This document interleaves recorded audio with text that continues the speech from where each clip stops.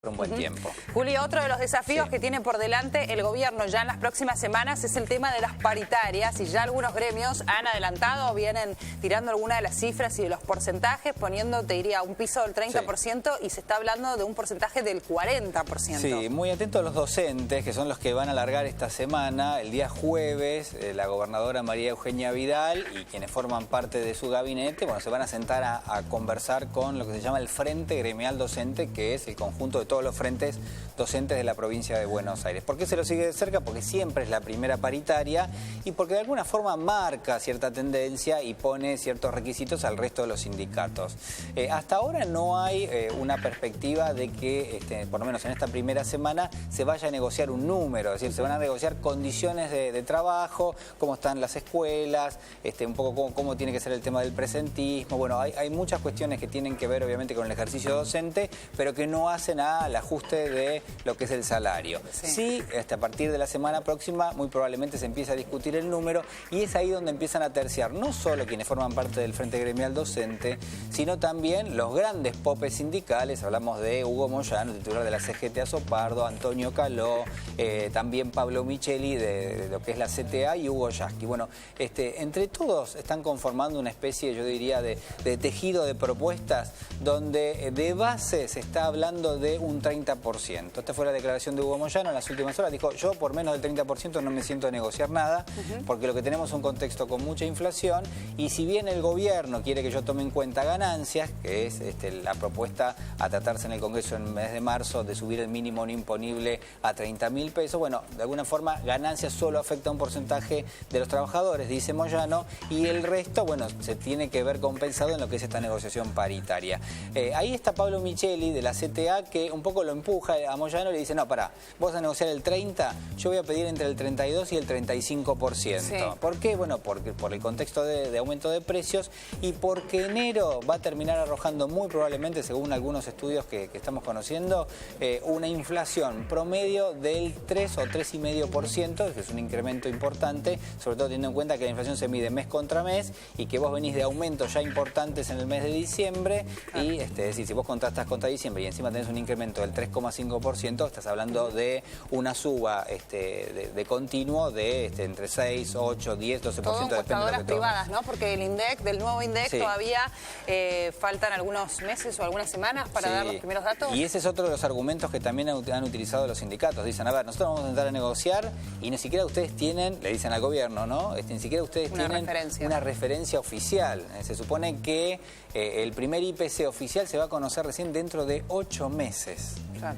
8 meses. Semanas, no, son meses y varios. Claro, pues se fue estirando y ahora estamos hablando de Jorge Todesca, el titular del INDEC, que dijo, miren, la verdad que están todas las bases de datos destruidas, hasta que un poco podamos rearmarlas, va a llevar un buen tiempo.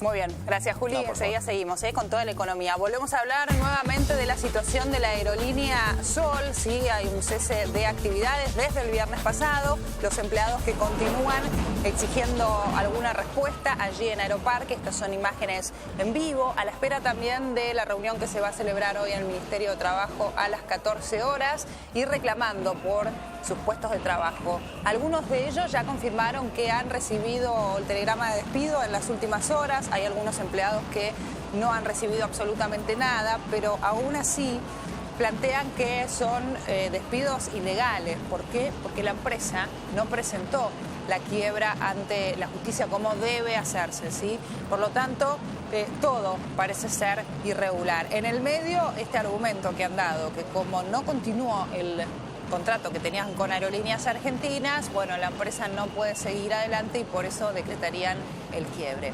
Para que ustedes entiendan más o menos qué implica esto, además de, por supuesto, lo más importante, que es que 300 personas se quedan sin trabajo, vamos a inaugurar también esta sección de C5N, el qué significa. Nación rescindió el contrato de cooperación con la aerolínea Sol, sí, este es el argumento que pone los dueños de Sol. Luego la aerolínea anunció su cese de operaciones. Esto pasó el día viernes. Trabajadores que no pudieron llevar adelante sus tareas y además cientos y cientos de pasajeros que tenían sus viajes contratados por la aerolínea. Además, se cancelaron todos los vuelos, 300 familias se quedan sin empleo.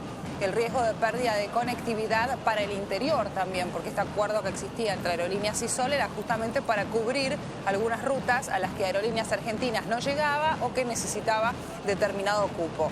Por las características que tienen las aeronaves de Sol, bueno, servía para cubrir esas rutas. Por ejemplo, a Villa Gesell, que es una ruta que tiene poca frecuencia, sí, que son pocos los pasajeros que van. A Aerolíneas Argentinas no le conviene cubrir esa ruta con un avión de mayor capacidad. Claro, claro. Recordemos que el mercado del Sol eran estas rutas pequeñas o de corta duración. Habían arrancado con los vuelos entre Rosario y Córdoba, después Rosario-Buenos Aires, Buenos Aires-Córdoba, y a partir de allí bueno, se fue haciendo cada vez más frecuente lo que eran los vuelos, por ejemplo, a la ciudad de Villa Gesell, ¿no? Donde se supone que hay determinado tipo de plazas y que a lo largo de, por ejemplo, del verano uno podía llevar el avión completo, pero a lo largo del año después, digamos, depende qué cantidad de gente pueda llegar a viajar a la costa. Sí. En líneas generales no son aviones y mucho menos los aviones de aerolíneas tendrían todas las butacas vacías. Entonces, en definitiva, por eso es la lógica con la cual estuvo operando por lo menos Sol hasta ahora. Claro, lo que se suponía era poco productivo para Aerolíneas Argentinas, sí representaba determinada rentabilidad para una aerolínea un poco más pequeña. Por lo menos reducía costos, es decir, no es lo mismo que Aerolíneas dispusiera un avión de 100 plazas para viajar a Villa Gesell y que solo tuviera ocupadas 15, que Sol, que tiene aviones de 25, bueno, pudiera tener ocupadas 20 y dejar 5 vacantes, ¿no? Muy bien, pérdida de empleo, entonces pérdida de conectividad también y pérdidas para los pasajeros que contrataron el servicio. Enseguida vamos a seguir, por supuesto, en vivo, acompañando a los trabajadores a la espera de una respuesta.